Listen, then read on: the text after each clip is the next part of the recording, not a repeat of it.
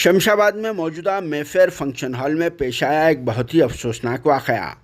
Drainage के sump में इत्तेफाकी तौर पर गिर जाने से एक कमसिन लड़के की हुई मौत। शादी के फंक्शन में पेश आया दिल दहला देने वाला ये वाक़या, जिसकी वजह से सभी लोगों में मचा गम का माहौल,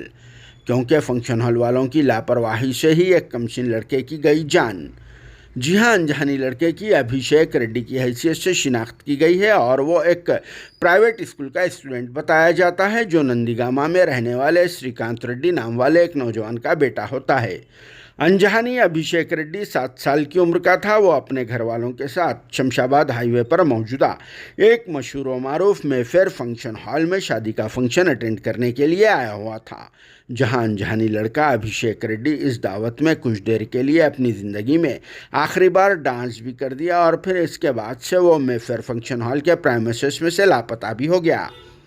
जिसकी वजह से अभिषेक के घर वालों और फिर दूसरे लोगों पर सख्त तारी हो गया और फिर खुशियों भरे इस माहौल में गम का माहौल भी छा गया और सभी लोग इस कमसिन लड़के को मुसलसल तलाश करते रहे और फिर पूरे सीसीटीवी कैमरास की भी चेकिंग की गई, जिसके ना मिलने पर शमशाबाद के आरजीआई पुलिस स्टेशन में अभिषेक रेड्डी के लापता हो जाने की एक शिकायत भी दर्ज करा दी गई, जिसके बाद इस कमसिन लड़के अभिषेक रेड्डी की लाश मेफेयर फंक्शन हॉल के प्रेमिसेस में मौजूदा ड्रेनेज के एक संप से दस्तयाब हुई और फिर इसकी इत्तला मेफेयर फंक्शन हॉल वालों ने पुलिस को दे दी, जिसके साथ ही आरजीआई पुलिस ने यहां स्पॉट पहुंचकर तफसीली मुआयना किया तो इस बात का इंकशाफ हुआ कि मेफेयर फंक्शन हॉल के प्रेमिसेस में